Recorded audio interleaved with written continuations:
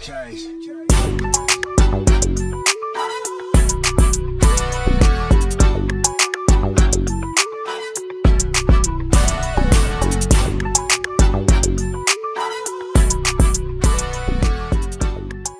topic is it might be a touchy topic for a lot of people, but like I was telling the boys, this topic has been pressing on my mind a lot.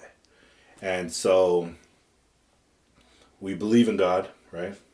Which means we believe in the adversary.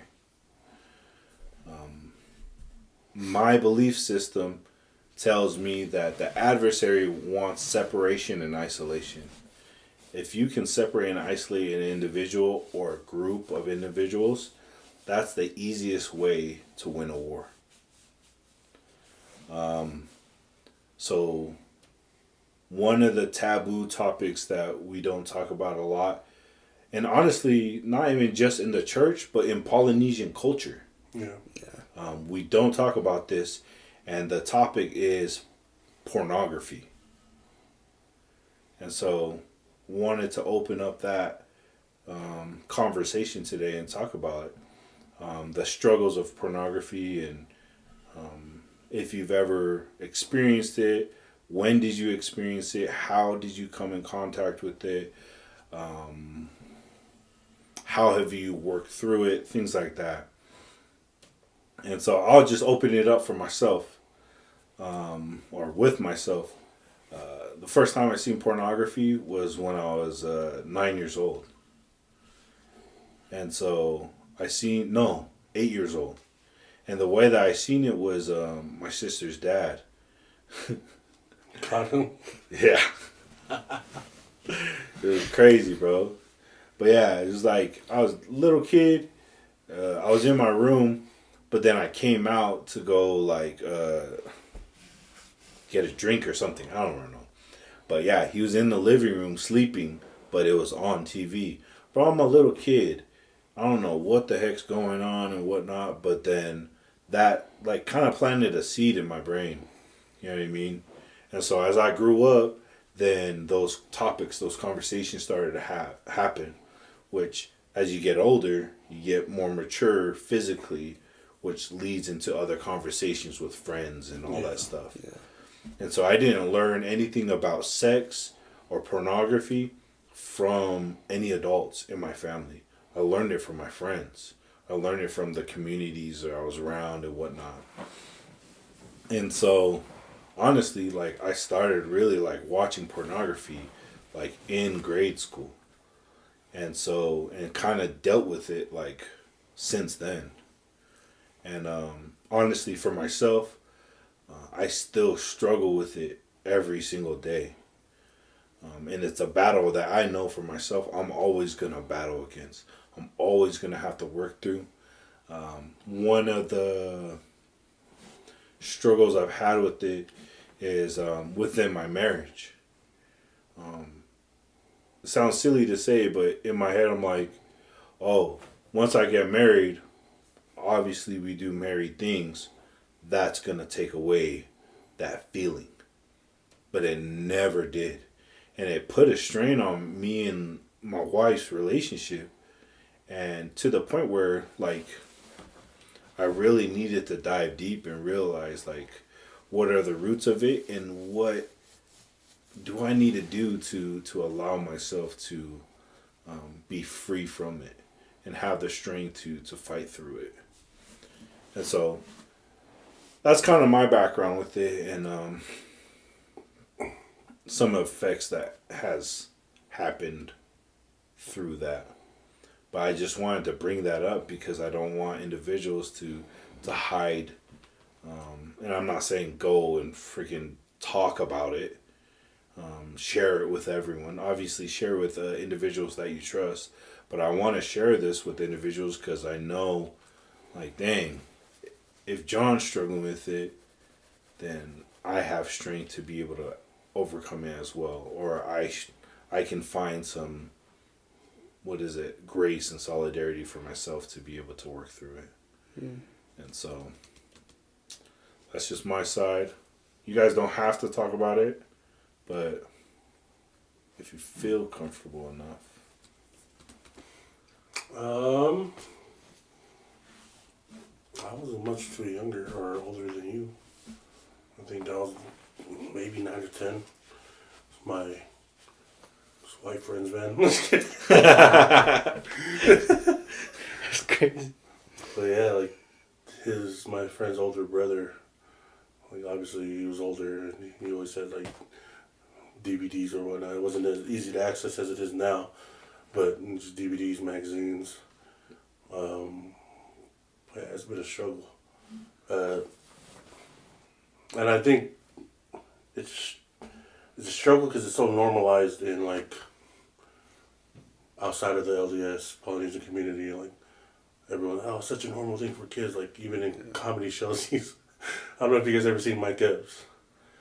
His stand up. Yeah, his stand ups. But he talks about like him being the kid. It's like I was that kid, had the remote on my lap. had my Nah, for real though, bro. Dude, had my thumb on the last button on the controller. That's crazy, I started bro. dying. My mom used to walk in. That's it. I started cracking up, but I think one thing for me is you can normalize it, but you also can't normalize it to where it's not an issue, where you don't see it as an issue, because it's a very natural thing. But there is also steps you got to take before you can do that. You know what I mean? Like you said with your marriage. But personally, yeah, I struggled with it. I still struggle with it to this day. And I think it's always going to be there just because of how young we all, well, I don't know about Drew, but how young we were when we first got exposed to it. And like I said, you taught me this was, it's such a different type of sin because that actual act is very sacred. And I think that's what makes it different than any other sin. It's like drinking, that's never going to be acceptable. But sex is going to be acceptable once you get married. So I think that's why it's such a hard thing. And I think, like you said, you got to be open to talk about it because guarantee you there's a lot more people around you that are struggling with it than you guys think. Mm-hmm. Yeah. But yeah. Yeah. For me, exposure, I was in middle school, probably around like 7th grade. And then it's something I struggled like a ton with leading up to my mission. And then went through like repentance with like Bishop, helped me like make sure I was all set and ready to go on my mission and things like that. But the biggest thing I think from what you said is like the isolation part is I think that was a huge thing for me in like high school, things like that. Like it was just isolating me from my family. Like I wasn't as close to my siblings as I could have been, or like my friends, things like that. But then even like after my mission, it's not like it just went away, or even on my mission, things like that. But it's what I've learned from coming away from it is that it's like the biggest thing that I take is the connections that I make with not just other people who I'm like dating and things, which that's one of the biggest effects I've seen, but then also the people who are in my family, like the connections that I make with them is so much more like meaningful and things like that, because I'm able to kind of just live in the moment things. Yeah. And that was the biggest thing I think it took away from me while I was in like my high school years, is just the connections I was able to make with people. So yeah. So what are some things that you've guys done to help you guys maintain like working through it? For me, the biggest thing is just staying busy, and then also thinking back to like my mindset when it was something that was constant in my life, as to where now like I'm abstaining from it and things. That's the biggest difference, is that now I'm more willing, and for me it just always comes back to like the connections and the relationships that I'm just able to maintain with people. It's made things so much more meaningful in my life.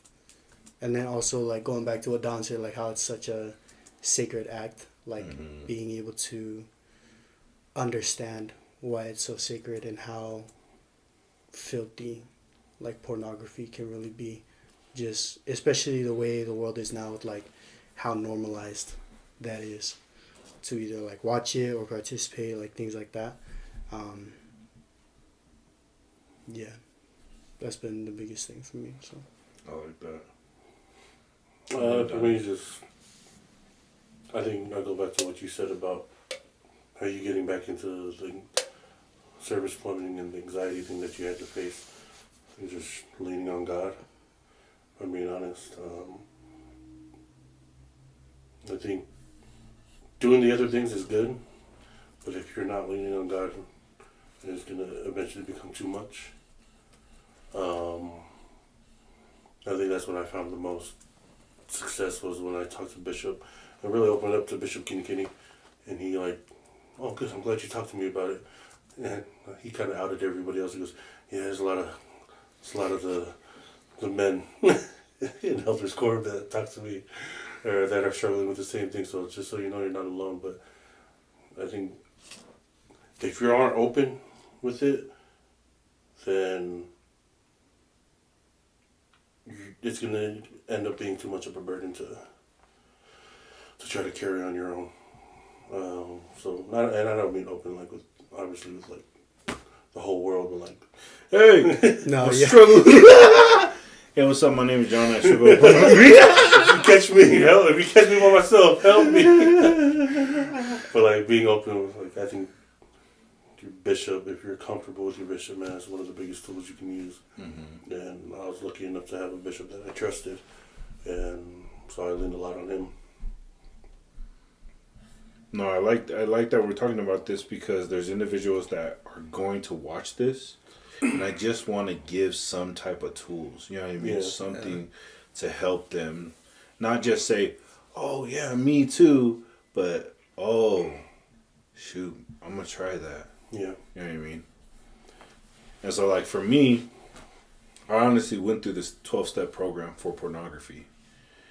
And just like my buddy, the biggest thing is working towards coming closer to Heavenly Father, and or whatever deity that you believe in. Yeah.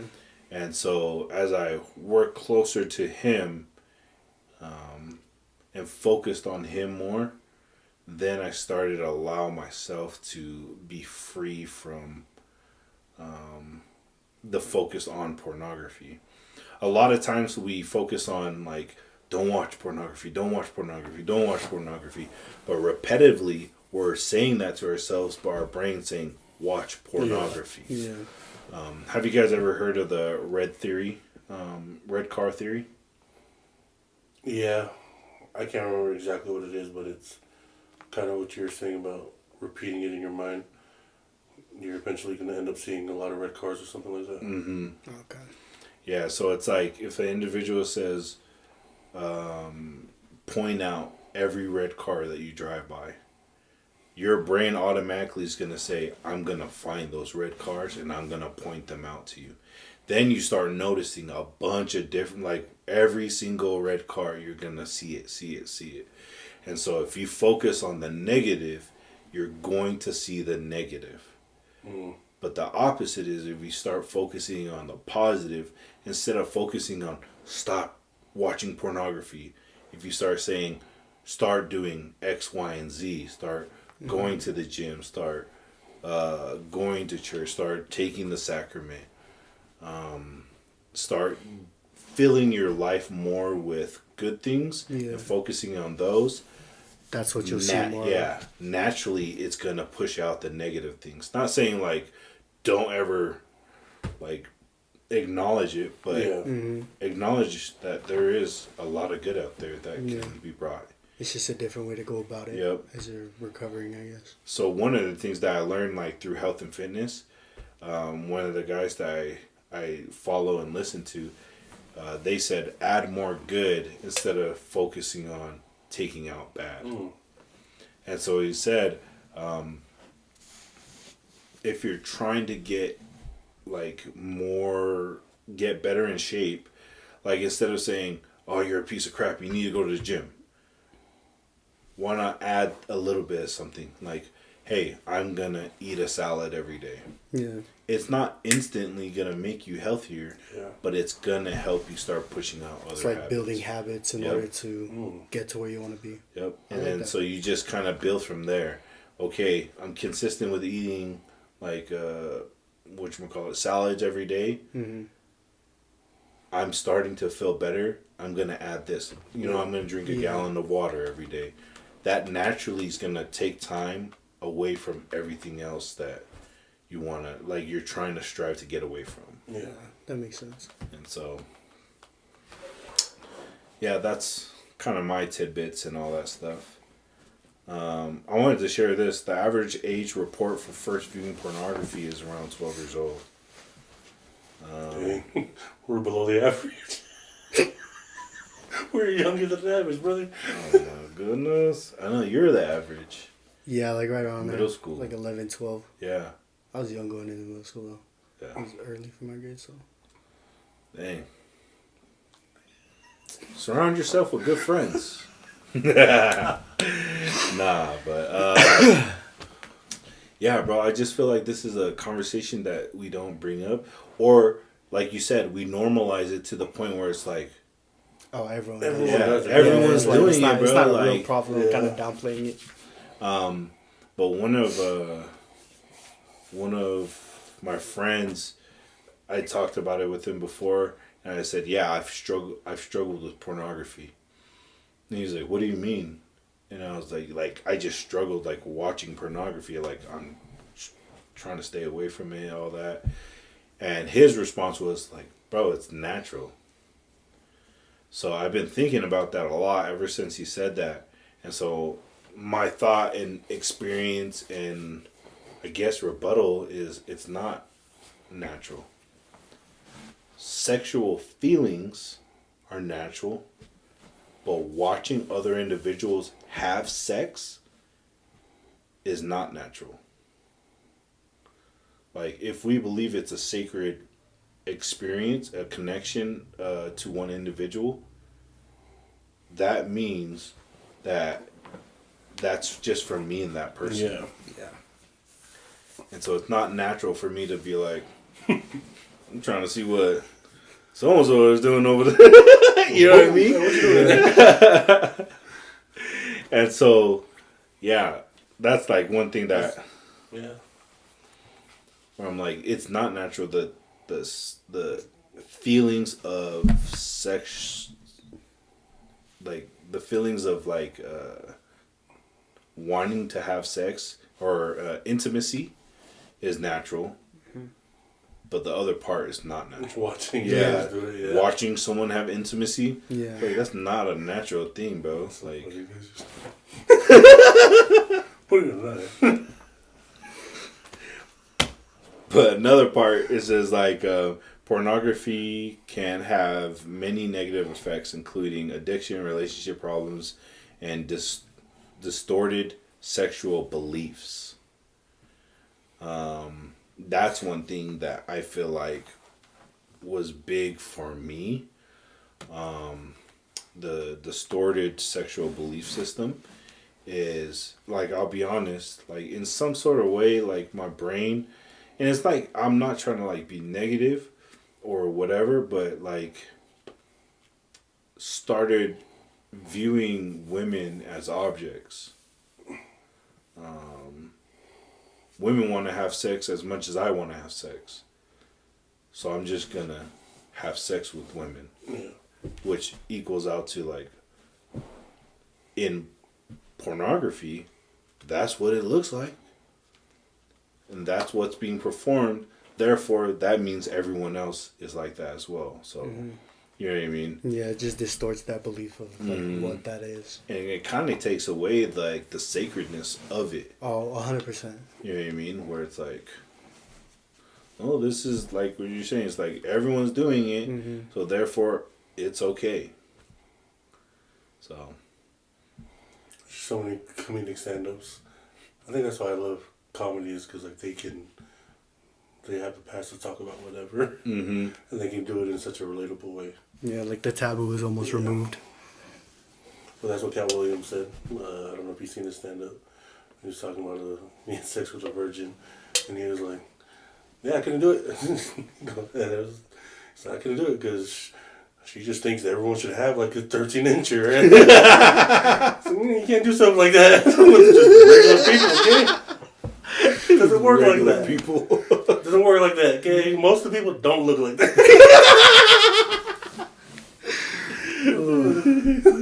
So stop watching that. No, for real, bro. That's what with this. What did you say? Distorted Yeah. views. Yeah. Distorted sexual beliefs. Yeah, that's what came to mind when you said that. No, for real, it's like crazy to the point where it's like you're like just looking, at least for myself, like looking at a marriage in that perspective, like my thought process is like, this is what we're expecting. This is what I'm expecting with intimacy. This is how it should look. This is how it should sound. This is how it should feel. But it's not like that. Like it's individualized, and it should be a connection between you two, and a bond that's not freely given out to everyone. You know what I mean? And so, yeah, that was my thought of bringing it up. I did a paper on it when I was going to college. And Ted Bundy, famous serial killer. Also a member of the LDS Church. Yeah. Yep. Really? You didn't know that? Yeah. What? Bro, so they interviewed him, and they asked him what led him to what he started doing. Yeah. He said, when I was young, around 8, 9 years old, I was presented to pornography. He said, so his mind became distorted so much that he wanted to participate in those things. Like, to the point where, like, his body couldn't handle just watching pornography. It wasn't stimulating enough. So he had to perform those things in any way possible. So, like, kind of like how they say weed's a gateway drug. Like, him looking at pornography was weed, and it just wasn't enough. Yeah, it was his gateway to getting to the point where he was at. Sheesh. And so he talked about like individuals in prison, and he was like, if you talk to any of these guys, no matter what crime they committed, most of them are addicted to pornography. Dang. And he was like, and so for me, I'm not saying that's what it is, but I'm saying there are connections to pornography to any sense of like other things. Yeah. And so also in the research that I did, like the pleasure part of your brain, when they put pornography and cocaine images of your brain side by side, it showed that you couldn't even tell the difference. Really? Yeah. It's like that's how addictive it is. Yeah. And that's how addictive and strong it is. But like that's one thing that kind of like to the point of like isolation, like when you see a crackhead, you know you're looking at a crackhead, you know what I mean? Like, oh, that's a crackhead, you know what I mean? Like, hey, that's a Sunday school present. hey, I don't look like no damn crackhead, bro. All right, better quit that. That's crazy.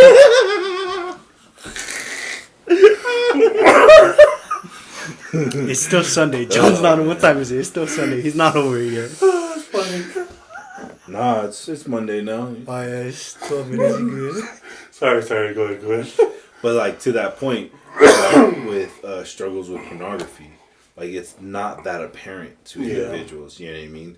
So if it's not that apparent, then I can hide that. Easier. Yeah, I can hide that as long as I need to, because it doesn't show physically most of the time. Yeah. You know what I mean? It doesn't stick out. Yeah. And so I just wanted to bring that up because for viewers or individuals that are watching our podcast, I just want to make sure that you guys know that you're not alone. Honestly, there's so many opportunities to be able to work through it. Donovan talked about it, pornography, talking to your bishops or church leaders, but leaders that you trust though.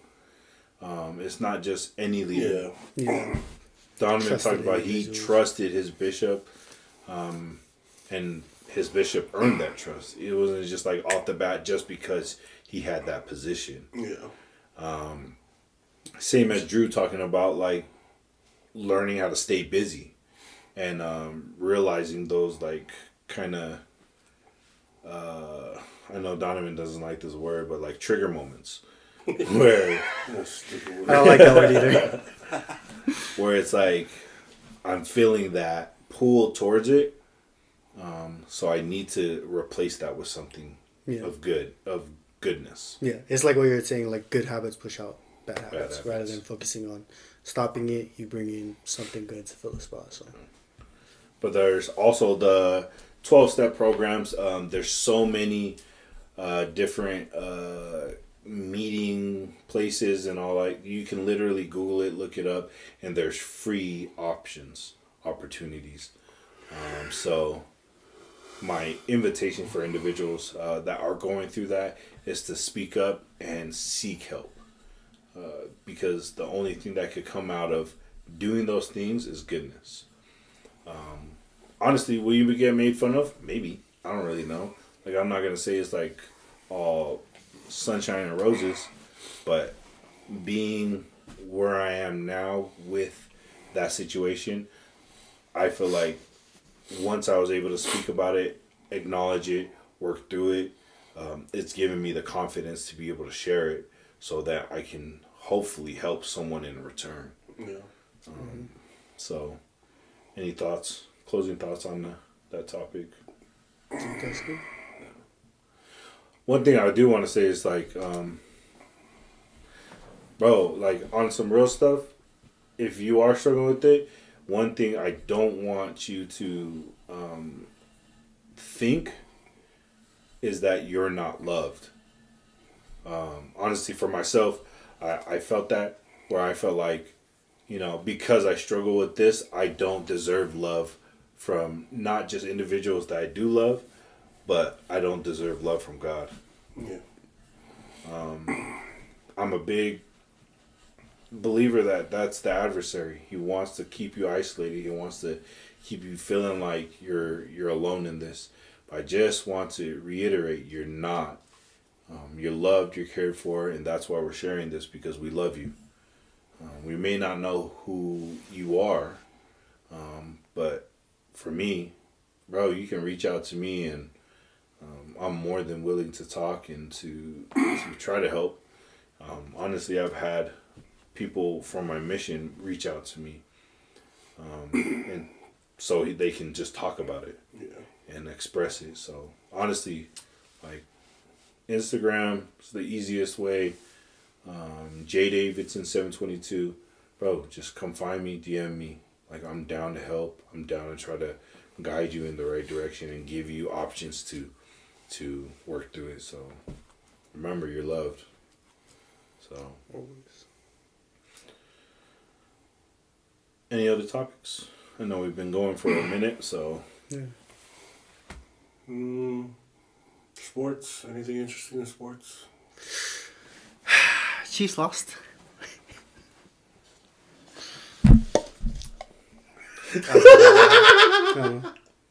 I love you, King, but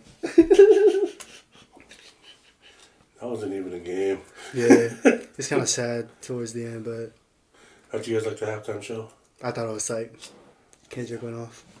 Yeah, I liked it. You want two, Joe? cheated. Because she... Wait, she hated it? Yeah. Oh. She don't like rap. That makes sense. And she loves Luther, and she was like, they ruined this song. That's my favorite song right now. That's funny. I thought it was tight though. All-Star game was today. I actually like the new format. What was it? Was Format it? was pretty dope. I liked it because they had 4 teams. They had like the young stars, the global stars, the OGs, and the upcoming stars. So kind of like Anthony Edwards and them, who are kind of already established. but That's how still they young. separated the teams? It was dope. Everyone, and they played the two teams played. Winners played each other. Then, yeah, I liked it because you seen like Steph and all them. They're actually playing like it wasn't just an All-Star game. Like they were playing hard. Yeah. Was Steph, KD, and LeBron on the same team? LeBron didn't play, but Steph and KD were. Oh, okay. They won. LeBron didn't play? He was injured. Again? He just had soreness in his ankle, so he chose not to play. But yeah, it was pretty cool to see. I saw it. Cool to see them try to change it up. Change it up a little bit. Instead of it just being kind of like a highlight game. Yeah. It was cool to see them actually. Like the competitiveness. Yeah. And that's a big thing. I didn't watch it. I usually watch the dunk contest, but I just... That was yesterday, I think. Yeah. Was Or it? Mac Friday. McClung. Dude, I seen his highlights. That's 3 years in a row, huh? 3 in a row. Hey, he's pretty tight, though. I was looking at his Yeah. dunks, like... I feel like he's creative. Do you guys think he should be in it? Why? Because he's not on an actual NBA team. He's on a G League team. Yeah, That's he's in in the the G NBA League. I though. think it's fine. I don't know. It's still the league, though. You think it would? It's like the You think it minors. would have been the same if he Compared to the didn't? majors and minors. But do you think it would have been the same? No, if I he just wasn't think in he it? has more time to be like to prep for it than all the other competitors. Yeah, What do I you think mean? that's like G League's done. yeah. Oh. It's They're not as they're like not in season right now. Oh. So like he has more time to be like, okay, I'm gonna spend today just doing dunks or coming up with dunks while the other guys are. Oh no, dude! I still gotta play it back to back. I can't go do that. I don't know. I think it's cool. Like He's G good. League at least like get the exposure and stuff. Yeah. He is good though. Yeah. I just like dunking. Do you ever watch the dunk competitions? Like, no NBA players, just those who are really good at dunking. Mm-hmm. They do some ridiculous. Those dunks. ones are Yeah. crazy, but Those those ones are who are wild. like dedicated, like they only Just do the dunks. dunks. Yeah, Yeah. they're just dunkers. Those ones are crazy. Yeah, I watched some of those. Yeah, those are dope.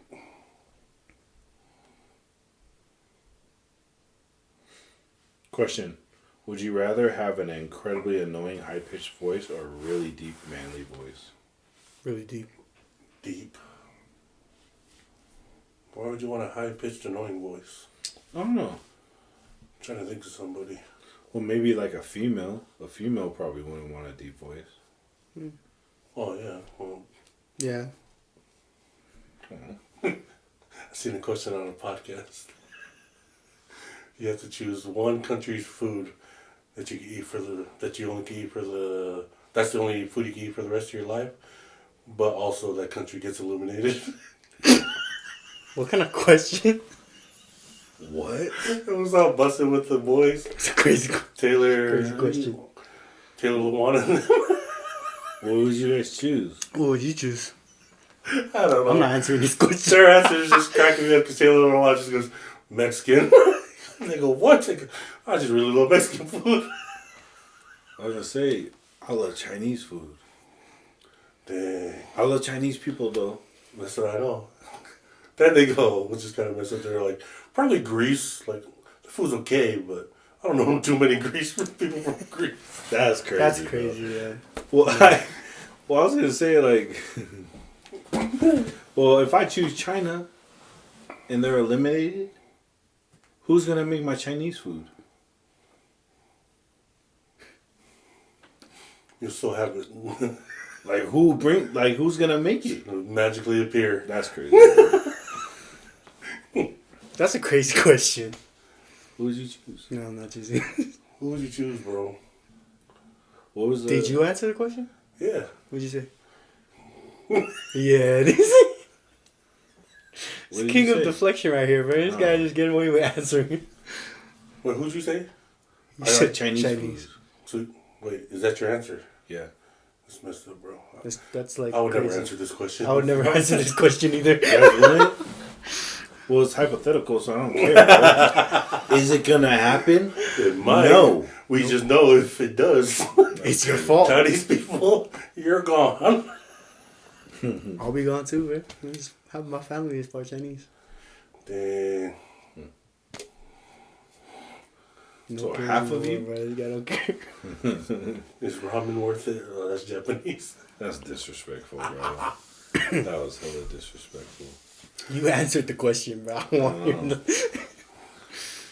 Please Yeah, I'm mix not answering that Chinese question. and- What's the worst that can happen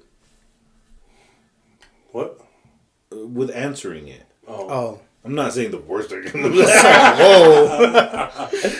Whoa. No, yeah, I don't have an answer for that. That's crazy. You guys are crazy, dude. Just say a freaking place. No, dude. That's, Oh my gosh. you're heartless, dude. Yeah, that's crazy that you just like. Well, I mean, I love Chinese food. I know you're a fighter, but jeez. Remember? First impressions. That's all I heard. That's horrible, bro. I got this one boy wanted to throw hands. Met this Every guy. second This of guy the was day. so happy when I met him. I was like, that's crazy. It's not true, bro. And then you heard his stories, and then you're like, oh, that's where it's from. Yep. Mm-hmm. Yeah. What stories? Well, Terrible, you know, bunch of shit. the one a month ago, like where you try to fight that dude at the gym, because that's just a recent one. Like, Sal shared a lot on his episode too. So, like, you know. Just like, I heard past stories, but then I've known you long enough to have your own story. Like, this happened when I met you. That's crazy. Sorry, bro. It's not bad. It is what it is. Any other questions? Not on my side. I think we're ending on that would you rather because you mother effers won't say anything. It was a trick question. It was what he was getting at. That was a question from another podcast. That was, I just said it was another podcast. Scared, man. Yeah. Scared. I love Chinese food. Yeah, I did too. Dang, I love horse.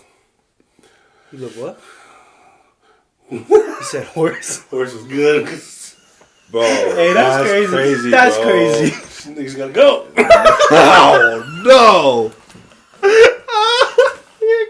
Please. Cut that out, man. no. No, bro. Cancel, Heck bro. no. That's crazy, bro. Bro, I'm basically half Tongan. Yeah, I got a little bit of tongue in me too, so I guess I'm going to. Hey, horse is fire. I don't know if have you guys tried it? Yeah. Horse is fire. Bro, it I has think I've had to. it like once. It has to. At least for me, depending on like how it's made, because I've had it like hella good, and then I've had it where like I feel like they didn't really cook it well. It's So like I'm decent. it was like not good. Every time I've had it, it was fire. I haven't had it in forever, so I don't know. Okay, I answered. Now you got to answer. It's not a real answer. I'm still not answering the That's question. not a real answer. I Were you just- for real? How are you gonna eat it though? Because you're part Tongan, so you're gone too. Well, I still answered. Only you lose your legs. I'm only part. Hey, it's So okay. now you're in then a wheelchair. Then he can drink coffee. See my feet guys. No, his foot can't hurt. So it's okay. That would be the best ever. to be handicapped, bro? No, I could get. That's crazy. Why would you say that? I seen a guy with no feet run track. I could do that. You just say guy with no feet run track. Yeah. Oh, you got those little those swoops. Yeah, that's crazy because you ain't gonna run no track. As long as Hey, hold on. you still mad over the crackhead joke. Damn, bro. I don't look like no crackhead. All right. Thank you for tuning into the podcast. We appreciate your love. Make sure you like, subscribe, and share it with your friends. Anything else, boys? Nothing? Good. All right. We love you guys. Peace. Guys.